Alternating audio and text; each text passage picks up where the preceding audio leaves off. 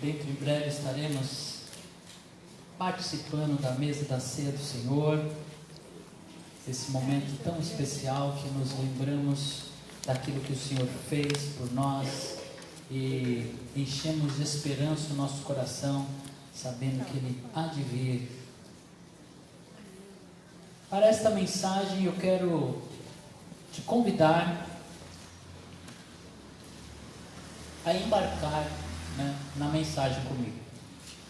Essa mensagem ela é simples, não é complicada, porém ela envolve um processo que você precisa vir comigo do começo, Nós vamos percorrer um espaço pequeno, mas é importante que todos embarquem no ônibus para a gente percorrer esse espaço, porque às vezes a gente vai e uns vão se conectando no meio do caminho e talvez você perca algo. Então eu quero te convidar a tomar a sua atenção, pedir a Deus para juntos fazermos essa caminhada. Então eu quero te convidar agora a entrar nesse veículo, na palavra de Deus, e junto nós vamos caminhar nesse processo. Esdras 3,10 diz assim: quando os construtores lançaram os alicerces do templo do Senhor, os sacerdotes com suas vestes e suas trombetas, e os levitas, filhos de Asaf, com símbolos, tomaram seus lugares para louvar o Senhor, conforme prescrito por Davi, rei de Israel. Com louvor, ações de graças, cantaram responsivamente ao Senhor. Ele é bom, o seu amor a Israel dura para sempre. E todo o povo louvou ao Senhor em alta voz, pois haviam sido lançados os alicerces do templo do Senhor. Mas muitos dos sacerdotes, dos levitas e dos líderes de família mais velhos que tinham visto o antigo templo choraram em voz alta quando viram o lançamento dos alicerces desse templo. Muitos, porém, gritavam de alegria. Não era possível distinguir entre o som dos gritos de alegria e o som do choro, pois o povo fazia enorme barulho e o som foi ouvido a grande distância. Amém? Esse momento, na história de Israel, eles estavam regressando do cativeiro. Então o escriba Esdras foi incumbido de vir trazendo todos os utensílios do templo e reconstruir o templo que Nabucodonosor, quando conquistou Israel, ele havia derrubado todo o templo e levado os seus utensílios para a Babilônia. Então, esse momento estava sendo colocada a pedra fundamental, a pedra de esquina, ou a pedra angular, a pedra que daria alinhamento ao templo que seria erguido. Então essa pedra servia de prumo e servia também de esquadro para a construção desse templo. Porém houve aqui um alvoroço, porque aqueles que não tinham conhecido o templo, aqueles que nasceram na Babilônia e agora estavam regressando, quando eles viram o fundamento sendo lançado, eles que ouviam a história a respeito do templo, e então o coração deles foi tomado de alegria, porque eles olhavam para frente e sabiam que eles veriam o templo novamente, ali eles cultuariam a Deus, louvariam o seu nome, novamente seria erguida uma referência da presença de Deus no meio do povo. Então eles foram tomados de júbilo, de alegria. Porém, os mais antigos, os anciões, aqueles que sobreviveram ao cativeiro, lembrando que foram 70 anos de cativeiro, então aqueles que estavam presenciando já tinham provavelmente aí, para se lembrar do templo, deviam ter 80, 90, 100 anos pessoas, né, mais idosas, que começaram a lembrar da formosura do templo antigo, construído por Salomão, das paredes revestidas de ouro, de tudo que era feito ali no templo. Eles caíram em profundo pranto, porque eles olhavam para trás e não enxergavam ali o templo. Então uns olhavam para trás e com a lembrança do que passou, lamentavam. E outros olhavam para frente com a expectativa do que viria, e ali eles celebravam. E não era possível distinguir entre aquele som, quem estava chorando e quem estava celebrando. Alegria e tristeza. Qual é o som que nós produzimos?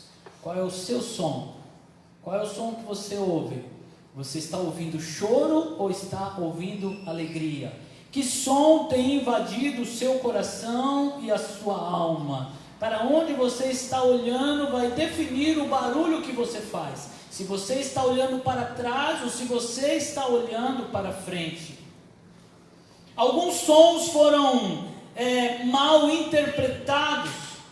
Eles foram confundidos entre esses sons, quando Josué, que aguardava Moisés no monte durante 40 dias, Josué subiu ao monte com Moisés. Provavelmente ele ficou em um dos níveis daquele monte. Moisés subiu ao topo e ficou ali 40 dias falando com o Senhor. Ele recebeu ali as tábuas da lei. E quando Moisés começou a descer, Deus falou para Moisés: olha, o povo que você tirou do Egito se corrompeu, eles estão adorando outros deuses, eles estão se prostituindo diante desses deuses, e você vai descer, eu já estou te preparando, que você vai encontrar isso lá embaixo. E o povo tinha se esquecido de Deus, porque Moisés demorou a descer, e eles fizeram um bezerro de ouro, e eles estavam adorando um bezerro de ouro, e colocando a vitória que eles tinham recebido do Deus eterno sobre algo que foi criado pelo homem. E eles começaram a celebrar aquele touro de metal, né, de ouro, e Josué não sabia o que estava acontecendo. Ele ouviu um barulho, o som vindo do acampamento, e ele, quando encontrou Moisés, ele estava preocupado e falou: Moisés, você está ouvindo som de guerra no acampamento? E Moisés disse: esse som não é som de guerra, parece mais um som de festa. Então Josué não distinguia que som era aquele. Um outro momento foi quando Ana, orando por Samuel, ela estava no templo, e a palavra diz que ela já não tinha mais voz, então ela só balbuciava, ela tentava continuar o seu clamor a Deus. E Eli, o sacerdote, ele olhou, e para ele o som que vinha daquela mulher era um som de embriaguez, e ele foi repreendê-la, dizendo: mulher, 1h da manhã você já está embriagada. E ela falou: não, Senhor, esse som não é de embriaguez, eu estou aqui com a minha alma angustiada, clamando ao Senhor, porque eu não tenho filho. Então aquele choro foi interpretado de forma errada por alguém que não sabia distinguir aquele som. Um outro momento foi quando o Espírito Santo desceu no Pentecostes, e ele tomou aquele cenáculo onde tinha 120 irmãos reunidos, e a palavra diz que desceu do céu como se fosse línguas de fogo, e parecia um som que parecia um vento veemente, e aqueles homens e mulheres foram tomados pelo Espírito Santo e começaram a falar em novas línguas, e aquele barulho se estendeu, e as pessoas que vinham da festa começaram a ouvir a palavra do Senhor, cada um em seu idioma de origem, porque os israelitas que estavam espalhados em outras nações, eles vinham para celebrar a festa do Pentecostes, e agora eles começam a ouvir lá nos seus idiomas de origem. E aí alguém fala assim: eles estão embriagados. E aí Pedro toma a palavra e diz, não, isso não é som de embriaguez, isso aqui é o que o profeta Joel falou, que nos últimos dias os velhos teriam visões, os jovens teriam sonhos, o Espírito Santo seria derramado sobre todos, e eles estavam recebendo o Espírito Santo cheios, mas alguém ouvia e não distinguia aquele som, e às vezes nós temos dificuldade de distinguir o som, o que realmente deve tomar a nossa alma. Paulo lá em 1 Coríntios 14:8 ele diz assim: além disso, se a trombeta não emitir um som claro, quem se preparará para a batalha? Ou seja, se o sentinela, se ele não der o toque certo na trombeta, quem vai se preparar? Porque para cada alerta que o sentinela dava, tinha um som específico, e esse som precisava ser bem distinto para que as pessoas pudessem responder. Mas se o som é emitido de forma errada, como que as pessoas vão se preparar? Sons que se misturam e às vezes nós não sabemos distinguir entre os sons. Como eu disse, os que choravam, eles olhavam para trás, e os que celebravam, olhavam para frente. Eclesiastes 3 diz que há um tempo e uma ocasião oportuna para todas as coisas, todo o propósito debaixo do céu. E no verso 4 diz assim: tempo de chorar e tempo de rir, tempo de prantear e tempo de dançar. Então existe um tempo específico para cada coisa, mas tem gente chorando no tempo de rir, e tem gente rindo no tempo de chorar. Ou seja, tem gente que está fora do tempo, está perdendo tempo, porque ele não entende que tempo é, o que ele deve fazer, como ele deve se posicionar, porque ou ele está preso a algo que passou, está olhando para trás, e aí ele é tomado, pelo choro, pelo lamento. Para entendermos, vamos supor, qualquer semelhança é mera coincidência, mas vamos supor que a igreja estivesse bem estruturada, tudo indo bem, tudo caminhando bem, e de repente dos céus vem um rebuliço, e aí a igreja de repente se dispersa, e aquilo que estava tudo bem, tudo certinho, de repente se perde, aquele lugar de culto é mudado e já não é mais aquele lugar, e aí as pessoas ficam dispersas, não sabem para onde ir, acabam indo longe buscar, achando que é longe, fica disperso, e aí de repente se encontra, define um lugar, e aí chega-se a esse lugar, só que esse lugar não é mais como aquele.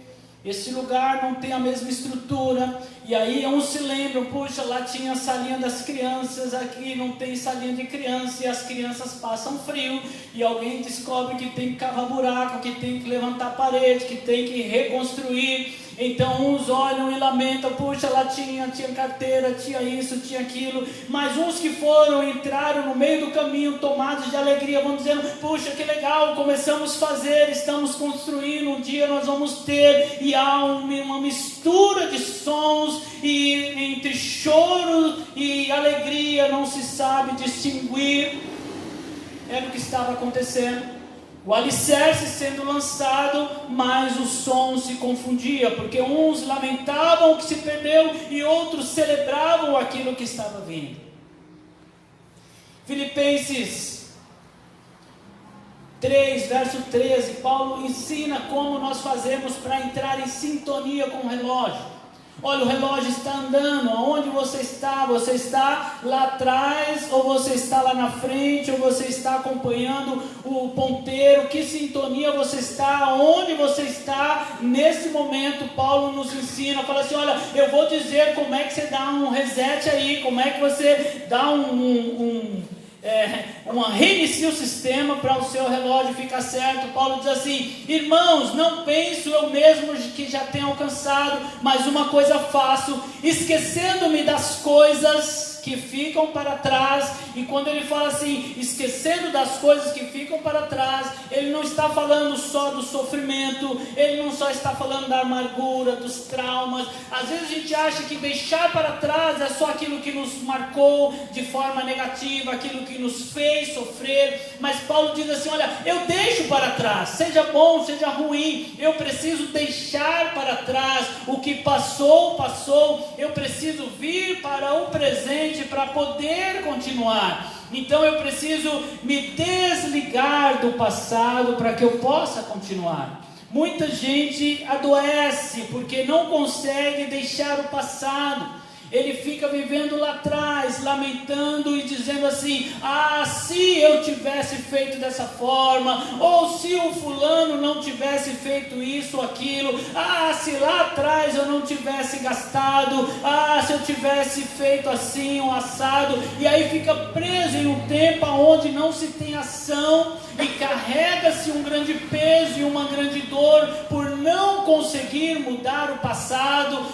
Se não tivesse acontecido isso, aquilo, hoje eu estaria assim, dessa forma ou daquela forma. E aí ele está preso lá atrás, e Paulo diz assim, é preciso deixar o que passou para trás, é preciso se libertar desse peso, para que você venha para o hoje, para agora. Deixando para trás as coisas que ficam, avanço para que estão adiante de mim. Então agora eu vou para frente, eu olho para frente, porém existem aqueles que olham para frente, mas olham na direção errada. Hoje o grande mal que afeta a nação se chama depressão, se chama estresse. A palavra de Deus diz, basta a cada dia o seu mal. Então todo dia existe uma porção de maldade, e basta aquela maldade, aquilo é suficiente. Os desafios de cada dia são suficientes. E por que o estresse vem?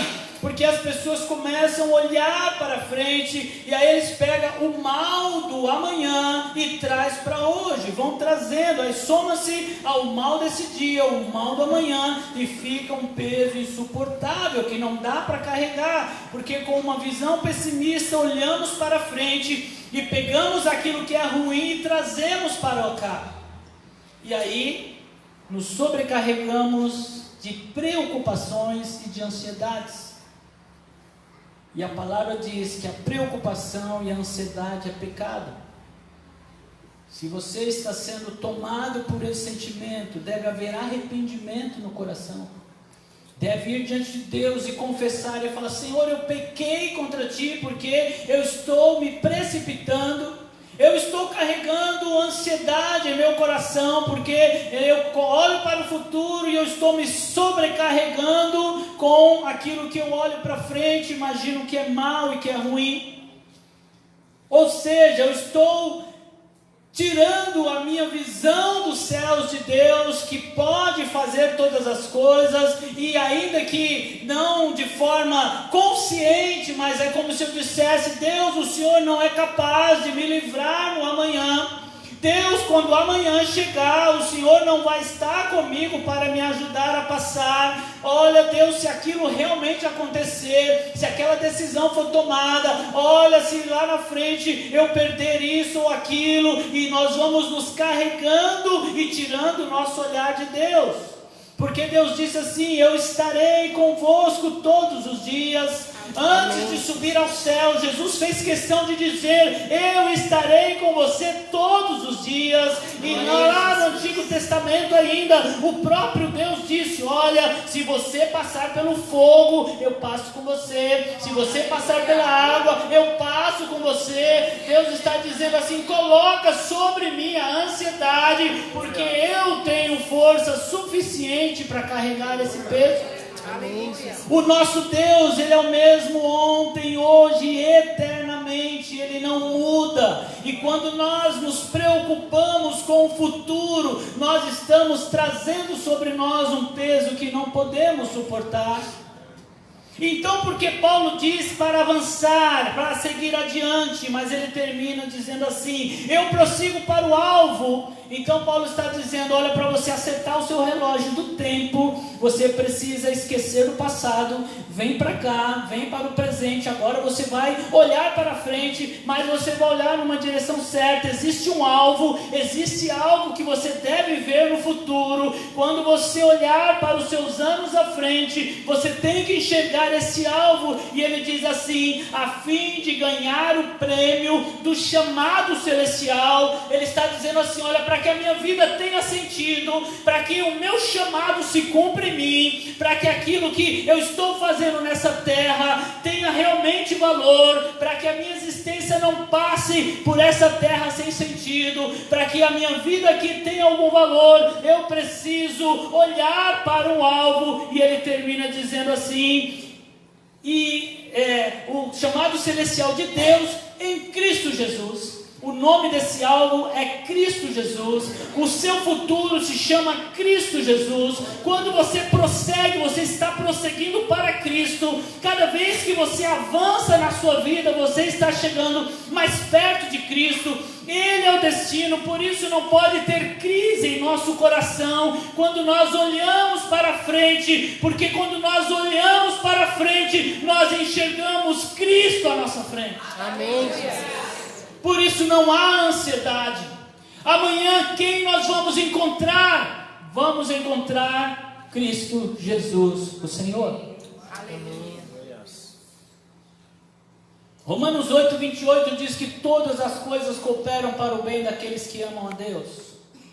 Nós podemos parafrasear esses versos dizendo assim, todas as coisas cooperam para o bem daqueles que estão prosseguindo para o alvo, aqueles que estão indo para Cristo, porque todas as coisas, como é que elas cooperam para mim? Elas me levam mais perto de Cristo. Tudo que eu passo, tudo que eu enfrento, se eu amo a Deus, eu vou me aproximar de Cristo. Então, o que é o futuro que nos espera é Cristo Jesus. É Cristo Jesus. Então eu deixo para trás, aí eu acerto os meus ponteiros, e agora eu começo a caminhar sabendo para onde eu estou indo. Para onde eu vou para Cristo. Aí eu não preciso me preocupar se eu estou longe ou não do primeiro amor, porque eu estou indo para o primeiro amor, eu estou indo para Cristo. Nós já entendemos, né, que Cristo é esse lugar, e se eu estou caminhando para Ele, o que eu vou temer? Como é que eu vou temer o amanhã? Esse texto de Esdras, nós ministramos aqui na quarta-feira, no livro de Zacarias, que fala desse mesmo momento, quando a pedra de alicerce do templo está sendo lançada. Lá em Zacarias 4:10 diz assim, pois aqueles que desprezaram o dia das pequenas coisas, algumas versões dizem aqueles que desprezam os pequenos começos, ou ainda nós podemos dizer, dentro do contexto, né, que o templo estava sendo reconstruído, aqueles que desprezam os pequenos recomeços, esses momentos em que nós temos que recomeçar. Sabe quando você está construindo algo? Alguém aqui já fez castelos de carta, ou pilhas com dominó? Você começa a fazer, vai fazendo, aí uma hora você termina um pouquinho, aquilo desaba, você tem que começar a reconstruir, e só consegue terminar quem tem paciência de recomeçar, e aí você tem êxito.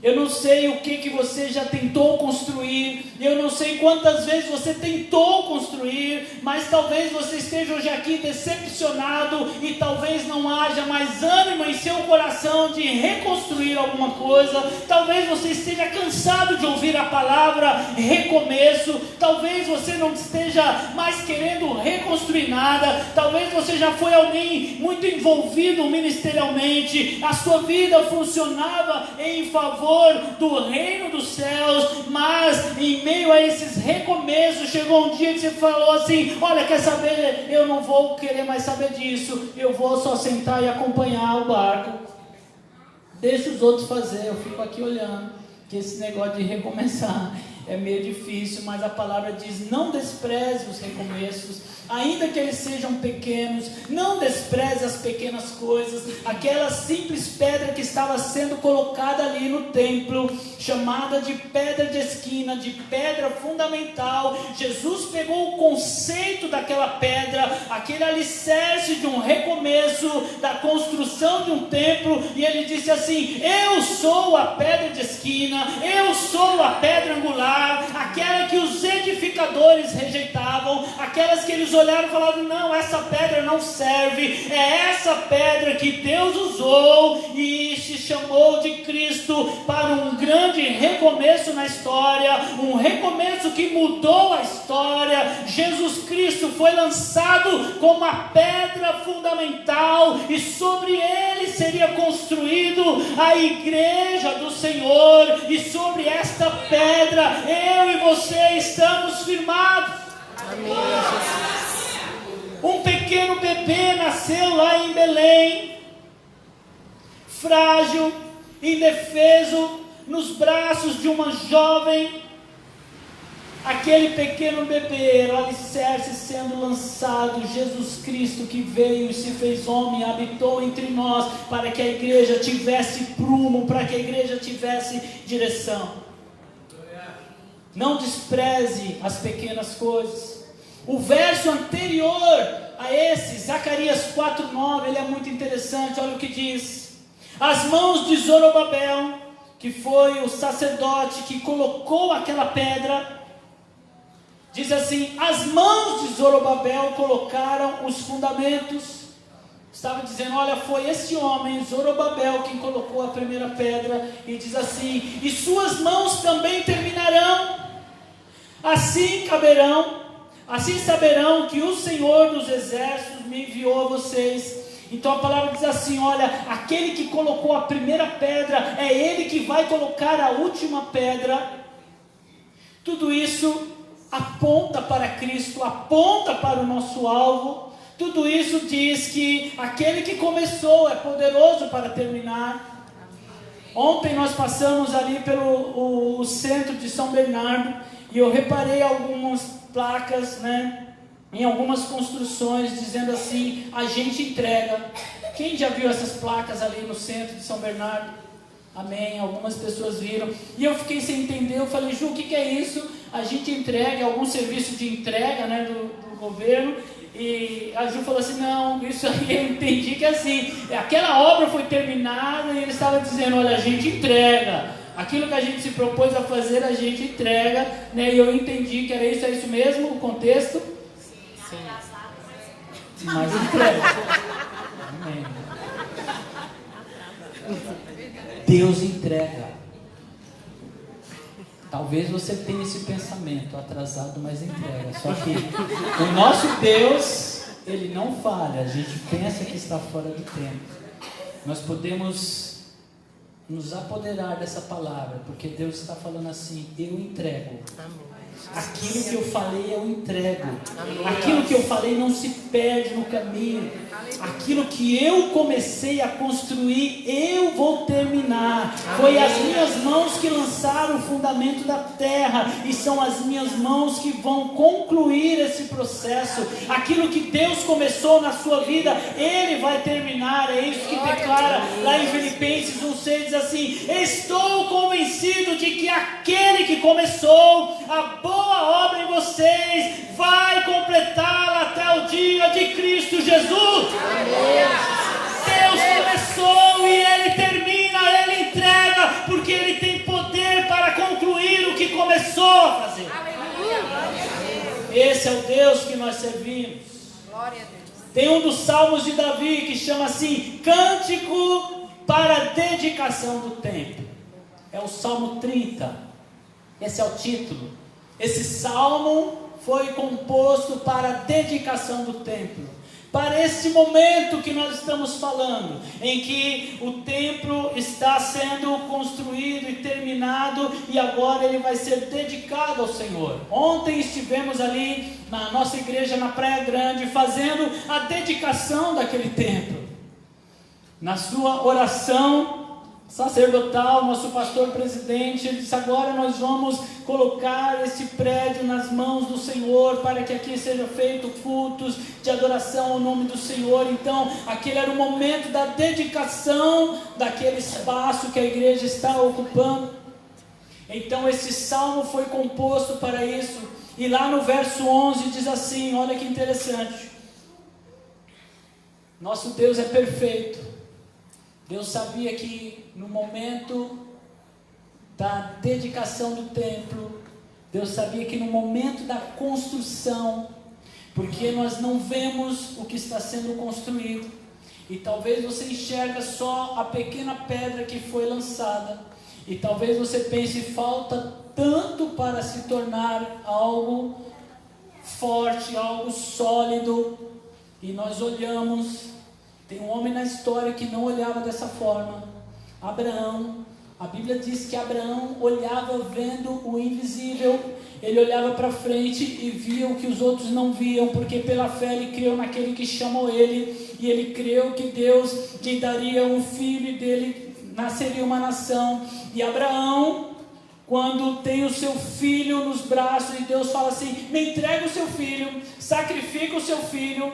Na história não tinha menção nenhuma de que alguém poderia ser ressuscitado, mas Abraão, ele começou a crer que aquilo que Deus fala, ele cumpre. Ele começou a entender que aquilo que Deus promete, ele entrega. E Abraão entendeu que era aquele filho que Deus falou, e havia uma palavra de Deus sobre ele. E lá em Hebreus diz que quando Abraão ele foi oferecer o seu filho, no seu coração havia fé o suficiente para crer que ainda que ele matasse o seu filho, ainda que ele queimasse o seu filho, das cinzas Deus o traria de volta à vida, porque havia uma promessa sobre a vida do seu filho, e aquela promessa se cumpriria.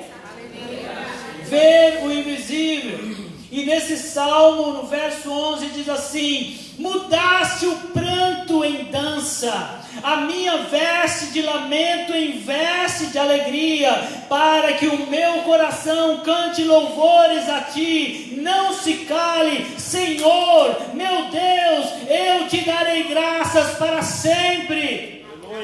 Então aqui nós estamos sendo direcionados. Olha, se você ainda não entendeu que som é esse é o som do céu, é o som de júbilo, é o som de alegria, porque Deus ainda está fazendo e a sua obra vai ser concluída. Amém. Lá no Cântico dos Cânticos, capítulo 2, verso 12, diz assim: aparecem flores sobre a terra, e chegou o tempo de cantar, já se ouve em nossa terra o arrulhar dos pombos. O tempo de cantar chegou, o tempo de celebrar, o tempo de se alegrar. E se ainda há dúvida no seu coração, Filipenses 4:4 diz assim: olha, eu vou te ajudar a distinguir o som, eu vou te ensinar a ouvir o som, e saber não somente ouvir, mas que som devemos produzir. Diz assim: alegrem-se sempre no Senhor. Novamente direi: alegrem-se. Alegrem-se no Senhor. Essa é a direção que Deus nos dá. Enche o seu coração de alegria e de esperança, porque nós estamos caminhando para Cristo Jesus. Ele é o nosso alvo. Eu quero te convidar a ficar de pé, e eu quero com você ministrar uma canção ao nosso Deus, para que nós saibamos distinguir que som é esse. Como que nós posicionamos o nosso coração? Nós posicionamos como Deus manda que nós devemos posicionar. Talvez você olhe para frente e você está triste porque você está pensando assim: meu Deus, amanhã eu vou ter que fazer isso ou aquilo, Deus. Então você começa a olhar para o amanhã e você está enxergando na sua frente um problema. Talvez você está pensando: olha, quando acabar o culto eu vou sair daqui, eu vou resolver isso ou aquilo. E você está focado naquilo. E aí o seu coração se amargura. E talvez o seu coração se aperte, vem lágrimas nos seus olhos, porque você está focado no alvo errado. Mas se você entendeu a palavra de Deus, Quando você sair dessa porta, você vai saber para onde você está indo. Você fala, puxa, quando eu sair dessas portas, eu vou me encontrar com Cristo Jesus. Amanhã, segunda-feira, quando o meu relógio chato despertar, dizendo, olha, está começando um outro dia, você vai dizer, olha, está começando um dia para ser vivido na presença do Senhor. E você vai começar a andar para Cristo todos os dias e olhar para Ele. E quando alguma coisa tentar tirar o seu foco, você se lembra, não, eu tenho um alvo, eu estou seguindo para Ele, eu estou seguindo para Cristo. Amanhã vai ser pior? Não, amanhã eu vou encontrar Jesus, e depois da manhã eu vou encontrar Jesus de novo, e daqui um ano Ele vai estar lá, e daqui 10 anos Ele vai estar lá, porque Ele vive para sempre, Ele é eterno, e nós nos encontraremos com Ele na eternidade. E agora vocês vão saber que na minha época de juventude, eu e o Célio com seu topete, estiloso, tipo Elvis Presley, não é, Rose? Relógio Oriente na mão, verde, fundo verde. Quantos cristais tinham? Não era cristais, era rubi, né? Vinha lá, falava, 7 rubi, 11 rubi. Você não sabe o que é, você só conhece relógio digital. Isso aqui, você fazia assim, ó. Aí dava corda no bichão, não era certo? Fazia assim. Aí o bichão trabalhava, não tinha esse negócio de bateria não. Ele trabalha, era 20, 30, 40 anos. Vem de uma vez só, você punha aqui, ele com a sua guitarra palheta dourada. Culto da mocidade. Na primeira fileira tinha uma jovem sentada, sorrindo para ele. E ele tocava e olhava para ela. É esse louvor que nos congressos de juventude nós celebrávamos ao Senhor. E o hino não está ultrapassado. Vocês vão saber que tem música boa, louvor bom. Esse louvor se chama Revolução de Louvor. O pastor Ademar de Campos.